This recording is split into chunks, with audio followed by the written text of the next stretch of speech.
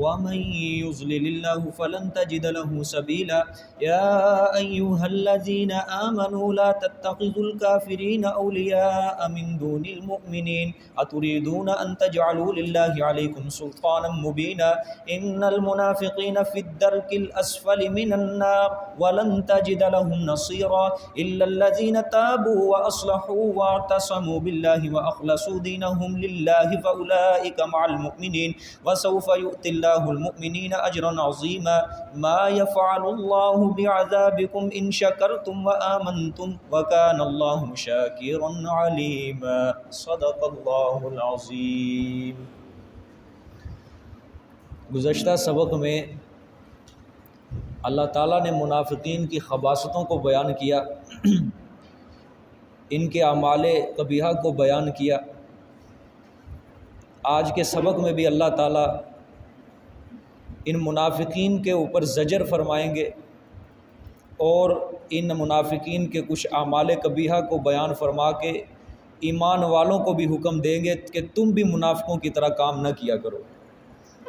ترجمہ دیکھیں جی، ان المنافقین یخادعون اللہ وہو خادعهم، بے شک منافق دھوکہ کرتے ہیں، یخادعون اللہ، دھوکہ کرتے ہیں اللہ کے ساتھ، وہو خادعهم، اور وہ اللہ دھوکہ کرنے والا ہے ان منافقوں کے ساتھ۔ سمجھ آئی؟ ترجمہ پھر دیکھیں، ان المنافقین یخادعون اللہ، بے شک منافقین دھوکہ کرتے ہیں اللہ کے ساتھ، وَهُوَ خَادِعُهُمْ، اور وہ اللہ دھوکہ کرنے والا ہے ان منافقوں کے ساتھ۔ سمجھ آ گئی؟ اب یہاں پہ ایک سوال ہے، سوال یہ ہے کہ یہ منافق اللہ سے دھوکہ کرتے ہیں، اللہ کو دھوکہ بھی کس طرح کرتے ہیں؟ اللہ کو تو دھوکہ نہیں دیا جا سکتا، دھوکہ تو یہ بے حس آدمی کو دھوکہ، جس کو علم نہیں ہے آنے والے حالات کا، اور ناواقف آدمی کو دھوکہ دیا جاتا ہے، لیکن اللہ تعالیٰ تو عالم الغیب ہے، اللہ تعالیٰ کو تو آنے والے ہر چیز کا علم ہے، ذرے ذرے کا علم ہے، اللہ کو کس طرح دھوکہ دیا جاتا ہے؟ جواب اس کا یہ ہے، اللہ کو دھوکہ دینے کا مطلب یہ ہے کہ وہ اللہ کے ساتھ معاملہ اس طرح کا کرتے ہیں کہ جس طرح ایک آدمی کو دھوکہ دیا جاتا ہے نا، ناواقف آدمی کو، اللہ کے ساتھ وہ معاملہ اس طرح کا کرتے ہیں۔ یعنی بظاہر وہ ایمان کا دعویٰ کرتے ہیں، نمازیں پڑھتے ہیں، مگر دل میں ان کے کفر بھرا ہوا ہے، دل میں ان کے کیا بھرا ہے؟ کفر بھرا ہے۔ بظاہر اسلام کا دعویٰ کر رہے ہیں، نمازیں پڑھ رہے ہیں، مسلمانوں کے ساتھ رہ رہے ہیں، جہاد کے اندر کبھی شامل ہوتے ہیں کبھی نہیں ہوتے، سمجھ آئی ہے؟ وہ اس دوغلی پالیسی کی وجہ سے وہ خود سمجھ رہے ہیں کہ ہم اہل ایمان کو بھی دھوکہ دے رہے ہیں اور اللہ کو بھی دھوکہ دے رہے ہیں، کہ جس طرح ایک عام آدمی کو دھوکہ دیا جاتا ہے اس طرح وہ معاملہ کر رہے ہیں اللہ تعالیٰ کے ساتھ۔ لیکن اللہ تعالیٰ نے دیکھیں آگے کیا فرمایا، وَهُوَ خَادِعُهُمْ، وہ اللہ بھی ان کے ساتھ دھوکہ کر رہا ہے۔ سمجھ آ گئی؟ اللہ کس طرح دھوکہ کر رہے ہیں جی؟ کہ اللہ کو تو معلوم ہے نا کہ یہ کام کس طرح کرے، چلو یہ منافق نہیں جانتے، لیکن اللہ کو تو ان کے نفاق کا علم ہے کہ ان کے دل کے اندر کفر بھرا ہوا ہے، اور اوپر سے صرف یہ اسلام کا دعویٰ کر رہے ہیں، اور یہ اوپر سے یہ صرف نمازیں پڑھ رہے ہیں، اور وہ اللہ کے دین کے دشمن ہیں یہ منافق سارے کے سارے۔ لیکن اللہ تعالیٰ بھی بظاہر ان کے ساتھ جو معاملہ کر رہا ہے وہ دوستوں والا کر رہا ہے۔ منافق خوش ہوتے تھے نا کہ اگر اللہ کو ہماری یہ حرکتیں ناپسند ہوتی اللہ ہمیں ابھی اٹھا لیتا، یہ منافق ہیں خوش، اللہ بظاہر ان کے ساتھ معاملہ کر رہا ہے دوستی والا، لیکن جب پیمانہ ان کی منافقت کا لبریز ہوگا اللہ تعالیٰ پھر اس کو دائمی جیل کے اندر یعنی دوزخ کے اندر خود بخود ڈال دیں گے۔ سمجھے؟ یہ سمجھ رہے ہیں کہ ہمارے ساتھ معاملہ کیا ہو رہا ہے؟ دوستی والا معاملہ ہو رہا ہے۔ اور یہاں سے ایک اور بات سمجھ لیں، اللہ کے فریب دینے کا مطلب کیا ہے؟ اللہ کو دھوکہ دینے کا مطلب ہے، یہ اللہ تو دھوکہ نہیں دیتے کسی کو، اللہ کے دھوکہ دینے کا یہاں مطلب یہ ہے کہ ظاہری اعزاز و اکرام منافقوں کے ساتھ، منافق سمجھ رہے ہیں کہ ظاہری اعزاز و اکرام ہے اللہ کی طرف سے، لیکن اندر سے ان کی تحقیر ہو رہی ہے، ان کی تذلیل ہو رہی ہے، یہ ان کا مقدر بنی ہوئی ہے۔ جس طرح بھئی وہ دوستی کے جھانسے کے اندر پوری اسلام دشمنی کر رہے ہیں، منافق دوستی کا جھانسا دے کر ایمان والوں کو پوری ان کے ساتھ اسلام دشمنی کر رہے ہیں، پھر اللہ تعالیٰ بھی ان کو دوستی کا جھانسا دے کر اللہ تعالیٰ بھی اندر سے پوری ان کے ساتھ دشمنی کر رہا ہے۔ سمجھے؟ جس طرح یہ کام کر رہے ہیں نا، پھر اللہ تعالیٰ بھی اسی طرح اسی کے مطابق ان کو سزا دے رہا ہے۔ سمجھ آئی؟ جس طرح یہ منافق دوستی کا بہانہ لگا کر، دوستی کا لبادہ اوڑھ کے اسلام دشمنی کر رہے ہیں، اللہ تعالیٰ بھی پھر دوستی کر بہانہ بنا کر ان کے ساتھ وہی دشمنی کر رہا ہے کہ مرنے کے بعد میرے پاس آئیں گے، پھر ان کو بتاؤں گا کہ تیری منافقت کی سزا کیا تھی، یہ سزا۔ سمجھے؟ یہ اللہ کے دھوکہ دینے کا مطلب۔ آگے اللہ تعالیٰ نے ان کی ایک قباحت کو بیان کیا ہے منافقین کی۔ وہ کیا قباحت ہے؟ وَإِذَا قَامُوا إِلَى الصَّلَاةِ قَامُوا كُسَالَىٰ، کہ جب یہ کھڑے ہوتے ہیں طرف نماز کے، یہ منافق، اور مسلمانوں کے ساتھ پڑھتے تھے نا، مسجد نبوی میں نماز پڑھتے تھے مسلمانوں کی صفوں میں کھڑے ہو کے، تو کس طرح کھڑے ہوتے تھے؟ قَامُوا كُسَالَىٰ، تو یہ کھڑے ہوتے تھے سست۔ کس طرح؟ سست، بوجہ اعتقاد کے۔ کیا وجہ تھی؟ ان کے عقیدے کے اندر کمزوری تھی، عقیدہ ہی نہیں تھا نا۔ اگر عقیدہ ہوتا تو کبھی بھی یہ سست نہ کھڑے ہوتے نماز کے اندر۔ پتہ تھا ہم تو ظاہری طور پہ کھڑے ہو رہے ہیں۔ کھڑے کس طرح ہو رہے ہیں؟ سست کھڑے ہو رہے ہیں۔ اور کیسے؟ یراؤن الناس، اور جو کھڑے ہو رہے ہیں وہ اللہ کے لیے کھڑے نہیں ہو رہے، بلکہ وہ بھی لوگوں کو دکھانے کے لیے کھڑے ہو رہے ہیں۔ سمجھ آئی؟ کہ لوگ ہمیں سمجھیں یہ واقعی حاجی نمازی ہیں، ہمارے ساتھ ہی پڑھتے ہیں یہ نمازیں۔ وَلَا يَذْكُرُونَ اللَّهَ إِلَّا قَلِيلًا، اور نہیں وہ ذکر کرتے اللہ کا مگر تھوڑا، یعنی محض نماز کی صورت کو اپنا لیتے ہیں، ذکر وغیرہ یہ بالکل بھی نہیں کرتے۔ سمجھے؟ صرف نماز کی صورت کو اپنا رہے ہیں۔ یہاں پہ اللہ تعالیٰ نے دیکھیں ان کی قباحت کو بیان کیا کہ جب بھی یہ نماز کے لیے کھڑے ہوتے ہیں تو یہ چست، خشوع و خضوع ان کی نمازوں کے اندر بالکل نہیں ہوتا۔ نماز کس طرح؟ سست ہو کے پڑھتے ہیں۔ یہ سمجھ آ گئی؟ یہ سستی کی جو نماز ہوتی ہے، یہاں سے پتہ چلتا ہے یہ منافقت کی علامت ہوتی ہے۔ جس طرح آپ صلی اللہ علیہ وسلم کی حدیث بھی ہے کہ عشاء اور فجر کی نماز جو ہے یہ منافقین کے اوپر بڑی بھاری نماز ہے۔ سمجھ آ گئی ہے؟ اور یہاں سے قرآن پاک سے بھی پتہ چلتا ہے نماز کے اندر سستی دکھانا، کاہلی دکھانا، گویا کہ یہ کیا ہے؟ ایک منافقانہ علامت پائی جاتی ہے۔ سمجھے؟ لہٰذا ہمیں اپنی نمازوں کے اندر خشوع و خضوع کو پیدا کرنا چاہیے۔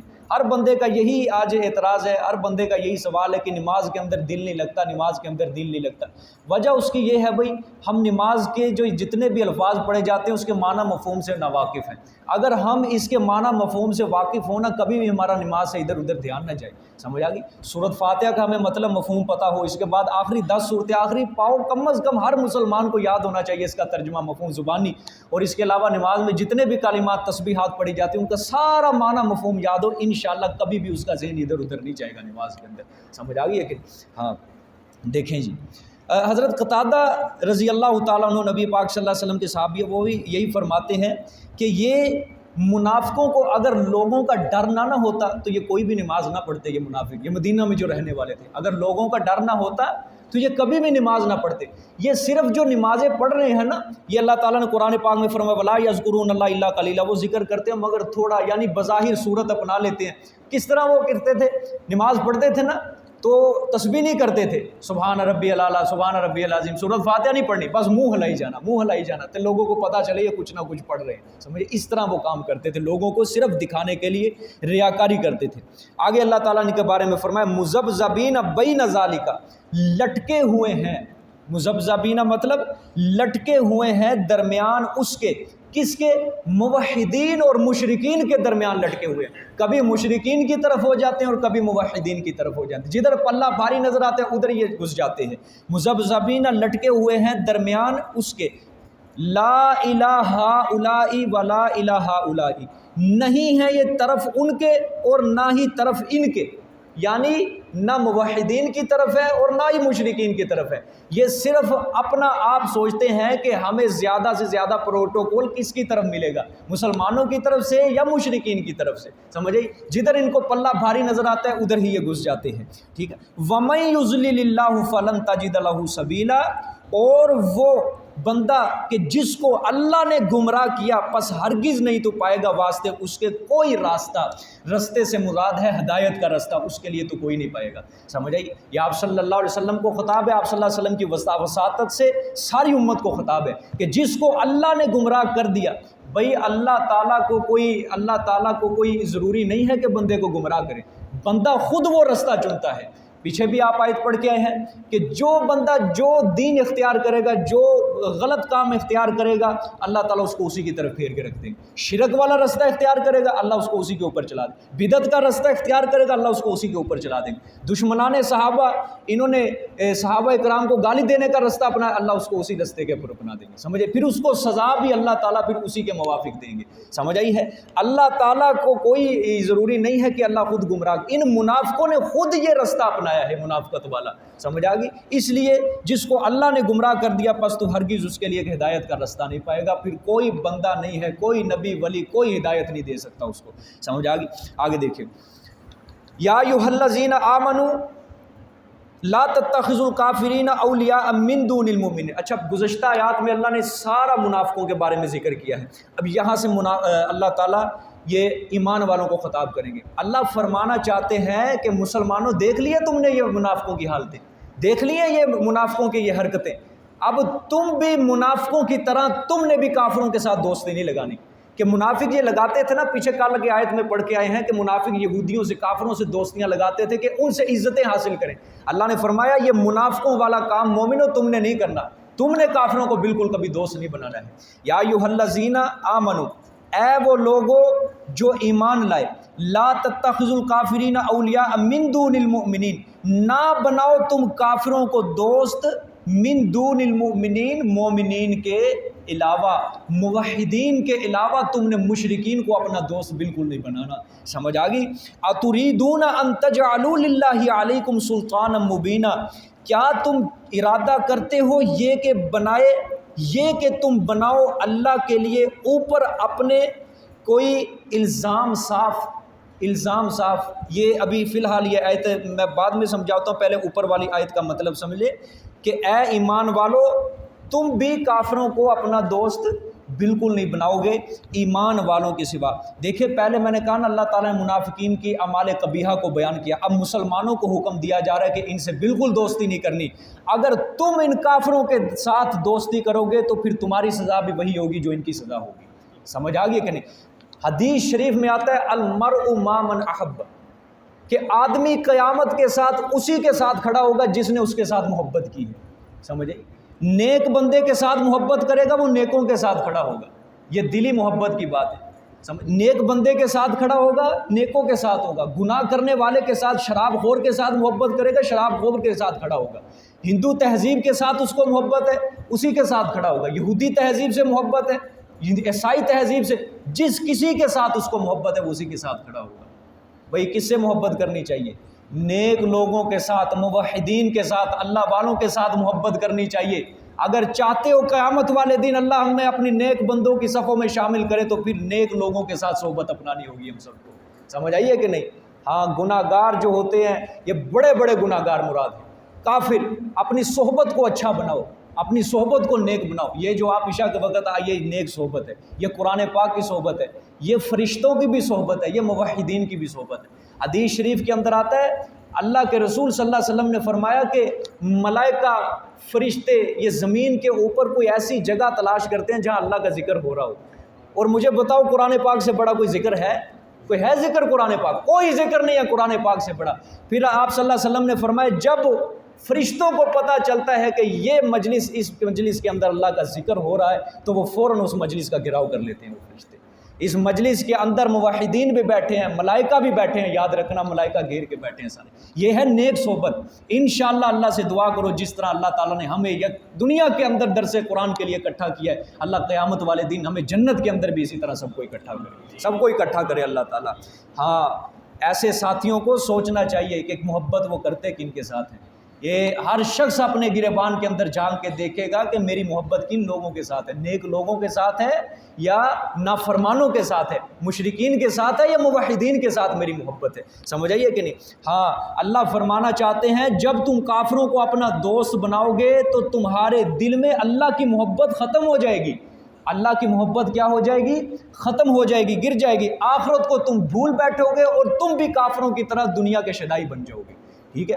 کیونکہ ایک دوست دوسرے دوست کی خصلت کو، عادت کو اس طرح کھینچتا ہے جس طرح مقناطیس کو دیکھ کے کھینچتا ہے۔ سمجھ آ گئی کہ صحبت کو اچھا بنانا پڑے گا۔ اور آخری آج دیکھیں، اتریدون ان تجعلوا للہ علیکم سلطانا مبینا، اللہ فرمانا چاہتے ہیں کیا تم ارادہ کرتے ہو، کیا تم چاہتے ہو یہ کہ تم بنا لو اللہ کے لیے کوئی الزام صاف؟ یعنی قیامت والے دن جب تم اللہ کے سامنے کھڑے ہوگے، اللہ کے پاس تو حجت ہوگی نا، دلیل ہوگی، اللہ کہیں گے میں نے تجھے قرآن میں منع نہیں کیا تھا تم کافروں کو دوست نہ بنا، تو نے کیوں دوست بنایا، چل اب تو بھی اس کے ساتھ ہی جہنم میں جا، تیری بھی سزا وہی ہے، میں نے جو تجھے منع کیا تھا یہ ہے۔ ہم اللہ کے لیے خود دلیل بنا رہے ہیں، اللہ کے لیے خود حجت بنا رہے ہیں، الزام ایک صاف بنا رہے ہیں دنیا کے اندر کافروں سے محبت کر کے۔